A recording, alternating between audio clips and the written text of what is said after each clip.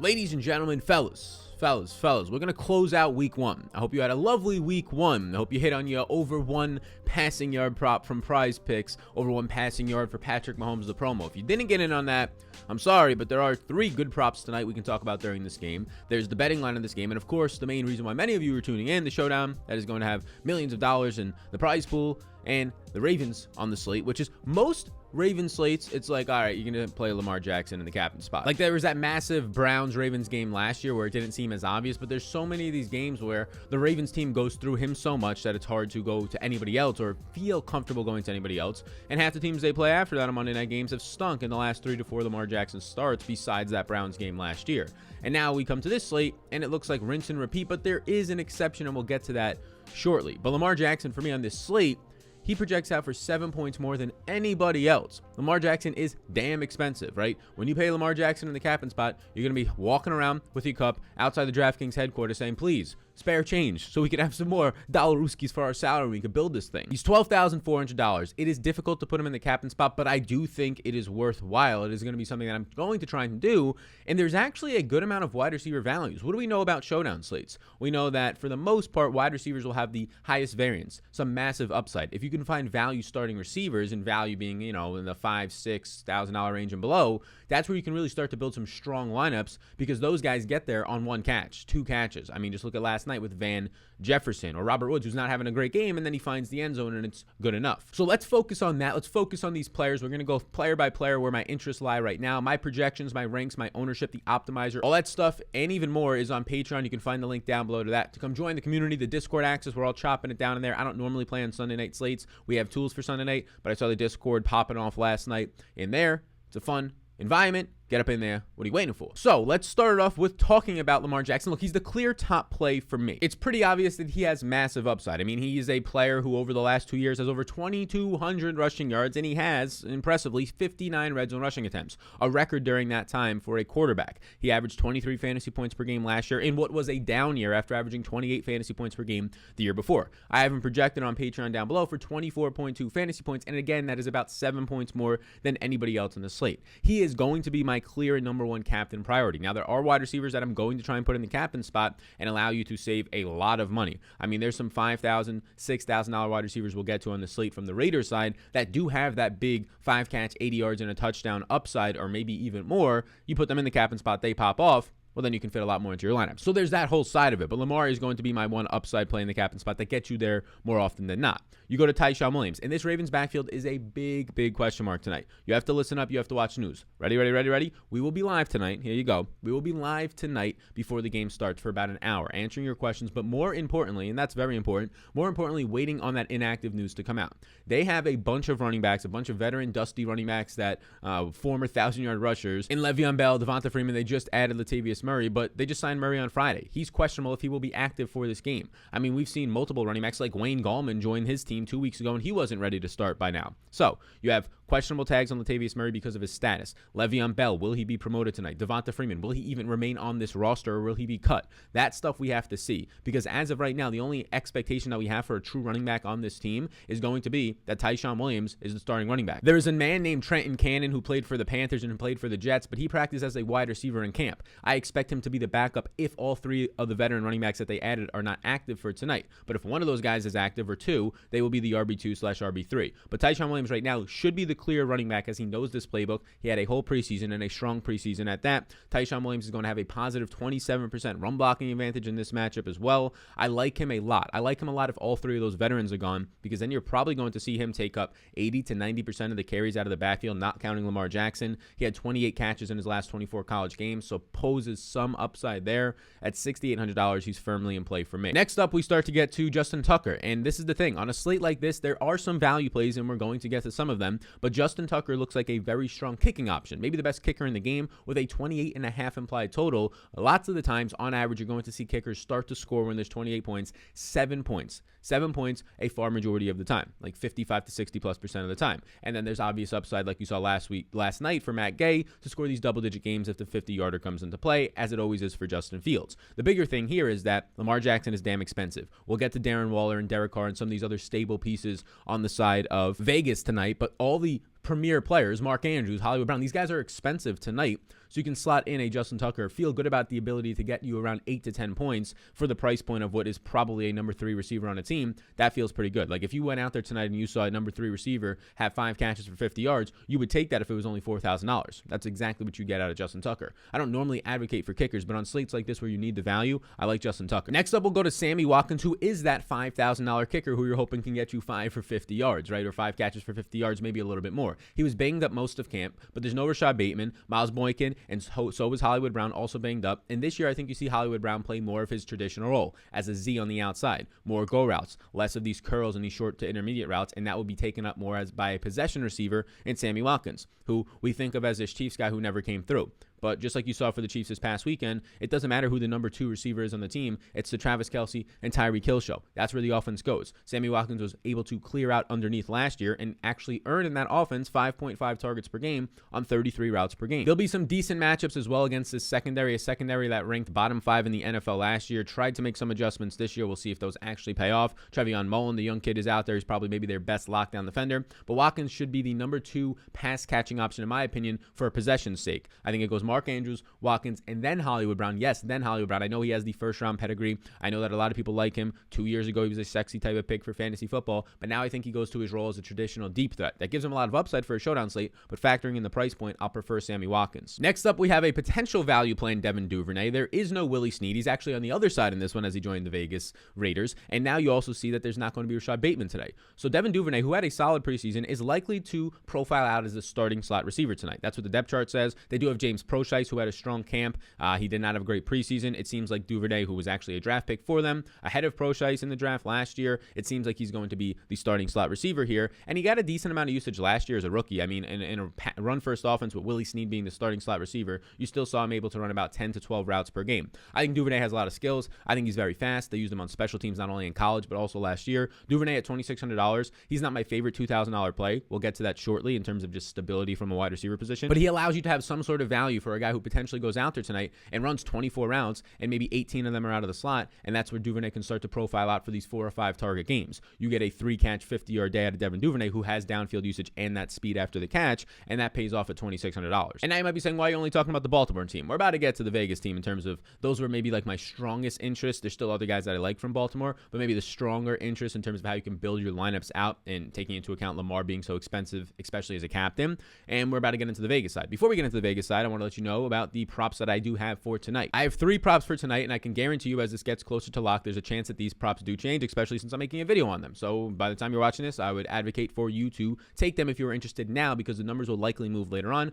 where you get a worse number. And if you're beating closing line value, which I think we will, just like we did a lot yesterday profiting around, I think, $500 in props. Today, right now, I have $500 on these 3 props right here, so we can pull up the double box. These 3 props, it's a $500 entry. I have Tyshawn Williams over 57.5 rushing yards. Here's the thing. This is a run-first offense. They're probably going to run the ball, not counting Lamar Jackson, with their running backs close to 25 to 30 times in this game. As it stands right now, the only sure thing at running back to go out there tonight is Tyshawn Williams. We don't know which veteran is going to be active, and whichever one is, they're somewhat dusty. Latavius Murray would be the biggest threat, but even then, he doesn't know much of the playbook. Maybe he sees 4, 5, 6 carries, just easy halfback dives, yet you don't have to know much of the concepts. Tyshawn Williams, though, I expect to see 15-plus yards. Behind this offense, if we can just get Tyshawn Williams to start averaging 3.8 to 4 yards per carry, not much to ask, I take the over 57.5. And then 2 players that we're about to talk about, so a little bit of a foreshadowing, over 34.5 receiving yards for Henry Ruggs. There's no Marcus Peters. He's hurt. Jimmy Smith is questionable tonight. Marlon Humphreys would be the only stud cornerback left for this secondary, and I like this a lot for Henry Ruggs, who added nearly 20 pounds this offseason, who is apparently going to be used in the slot a lot more like he was in college. 34.5 yards is extremely disrespectful. I mean, they don't have the greatest team total, but 23.5 is not the worst team total for this Raiders team. They're expected to score points in this one. So we take the over 34.5, and Mark Andrews, I'm going to take the under 57.5. It's nothing against Mark Andrews. This is a challenging matchup for Mark Andrews, believe it or not, against this linebacking core, who is actually a bigger linebacking core for the Raiders. But Mark Andrews, just in general, he's not a guy who runs 30 routes. He's not Darren Waller, who runs 32-plus routes and sees a near 30% target share. I think you're going to see Mark Andrews in this game run 20 to 22 routes, and can you get 58 yards downfield on that, especially with the addition of Sammy Watkins, who's a major upgrade than what they had from Willie Snead last year. And even last year, Mark Andrews was barely clearing these numbers at just 6.3 targets per game. So I'll take the under there on Mark Andrews. So again, if you pair these ones together, if you just pick and choose, you can choose some other ones. This is on Prize Picks. Highly recommend it. Here's the big thing. If you use the code SAL, my name, it's very simple. It's just on the screen. SAL, S-A-L, you'll get your first bet for free, matched up to $100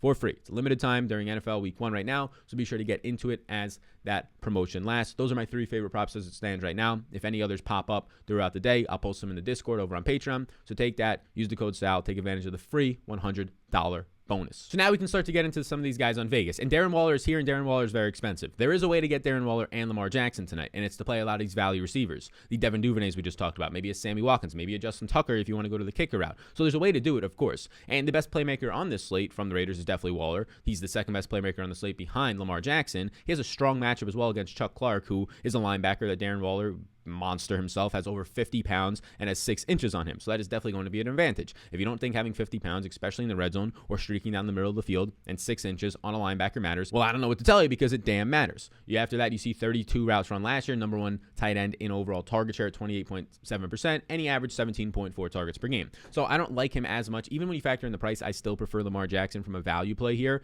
Darren Waller, though, if you are to build a lineup that does have a Lamar Jackson, whether it's captain spot or not, and then maybe 3 of these value receivers, a kicker, and then Darren Waller slides in, I would prefer Darren Waller over his quarterback in Derek Carr, and you can see we'll get to Derek Carr shortly, but at $9,800, it's tough to build these lineups where you have a Lamar Jackson in it, even if he's not in the captain spot, and Derek Carr. It's really tough to tie up that much of your salary into these quarterbacks when Derek Carr is not the mobile quarterback. Like if this was Lamar Jackson versus Kyler Murray, it's a different story when you know that you can probably bake in at least 6 points on average on the ground for Kyler Murray, and also just more talent in his offense. But Derek Carr, the only way that really probably pays off for you tonight, outside of just the shootout that you don't see coming, and if that's the case, it's likely these value receivers are popping off for their 8-catch, 90-yard days instead of Derek Carr's 20 fantasy points. You probably need Derek Carr to have at least 1 rushing touchdown in this game. And Derek Carr's rushing prop is only set tonight at 4.5 yards. I actually have him for 9, so I think I'm going to add the over Derek Carr's rushing prop to that Prize Picks one that we just saw if you want to add that as well. But it's really hard to just try and expect a rushing touchdown or 2. That's the main way it just begins to work out. Even if he has a rushing touchdown, doesn't mean that price point of near 10,000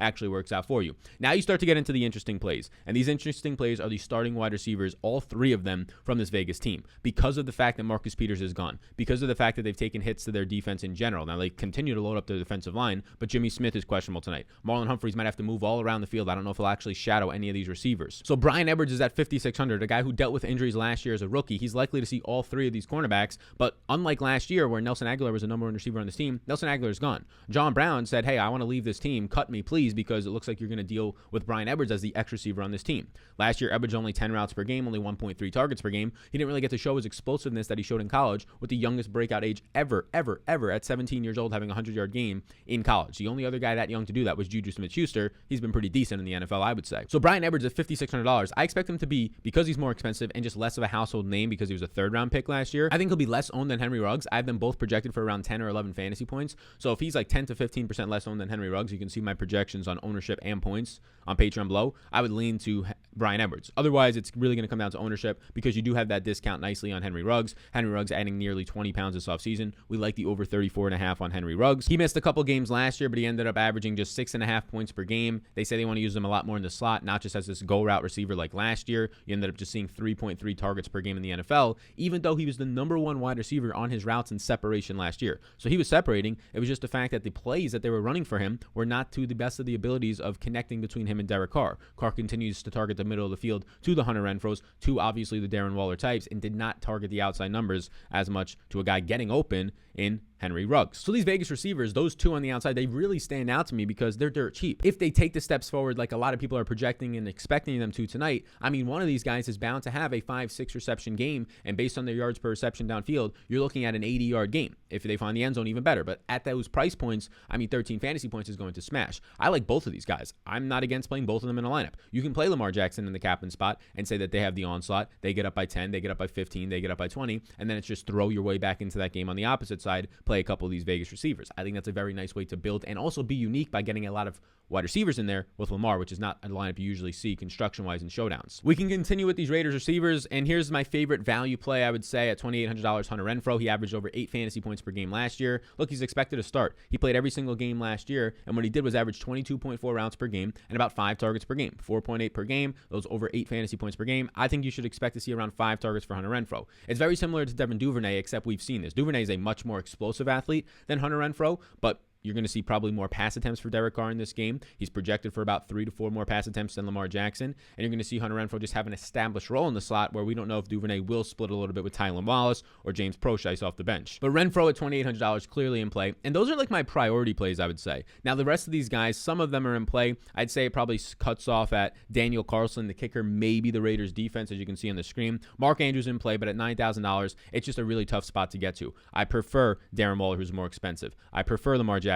And then there's just this gap, and maybe that lowers the ownership of the Mark Andrews Hollywood Browns. There's this gap where I'd rather start attacking the 5 and 6K range with Sammy Watkins and the Vegas receivers. I would say that Hollywood Brown is interesting because all you've seen this offseason is just negative publicity because of his hamstring, because of his down year last year. But in those final 6 games last year, he had 3 top 24 finishes. He had 5 top 32 finishes in those final 6 games. That might not sound great, but that's enough to get you at least tonight around 12, 13, 14 fantasy points on average. I have him tonight projecting out for about 11.5 fantasy points. He was averaging 6.3 targets per game last year. His price point at $7,600 is actually fair. The problem is he's $2,400 more expensive than Sammy Watkins, who might actually lead this team outside of Mark Andrews or just overall during the time that Bateman is out in targets. And now you start to get to some positions where you're kind of punting. Ravens defense is decent at $4,600.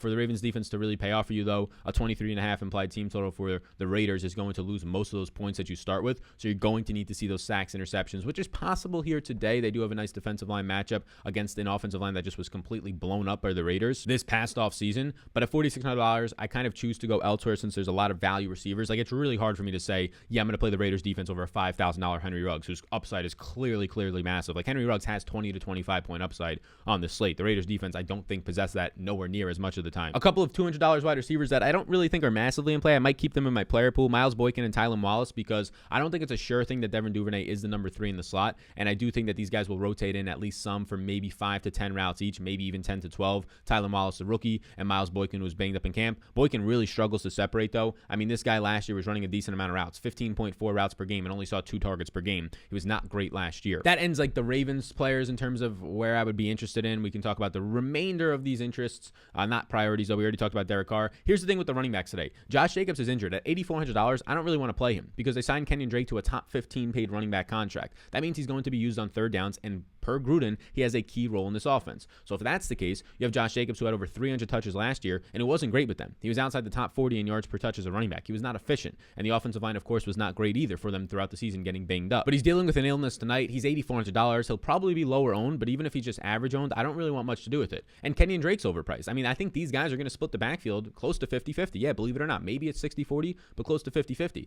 If that's the case, Kenyon Drake's at least going to have the passing game work. So for the cheaper price point of $1,200 less, I'll take Kenyon Drake over Jacobs. Jacobs will get that red zone work, but it's not the greatest of offensive line matchups for the running game.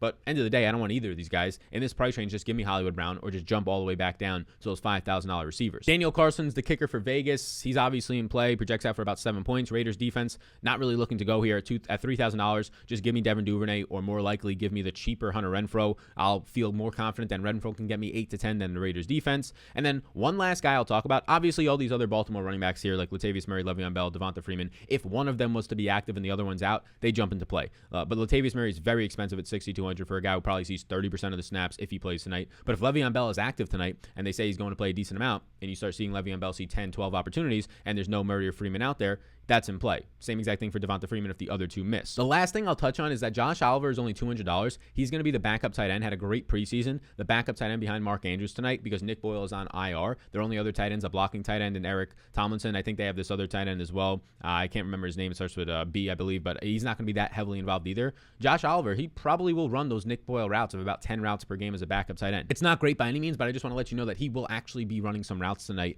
maybe even get a red zone target or two, but I would prefer maybe those $200 receivers over the $300 Josh Oliver. But that's where we're at. That's a showdown slate. That's kind of how I'm attacking the slate. I'll be live before the games start. Those are the props that I'm taking. We'll add a Derek Carr over 4.5 rushing yards as well to that. So be sure down below to get in on Prize Picks to take advantage of those props. Use the code SAL. It's free bet up to $100 while the NFL lasts. They're trying to promote it. They're trying to push it out there during the beginning of the NFL season when there's a wave of people coming in and betting on the NFL. So just take advantage of it. Doesn't mean you have to bet there more if you don't want to, but just take advantage of it while the free bets and the free offers and the bonus cash are here from every single sports book.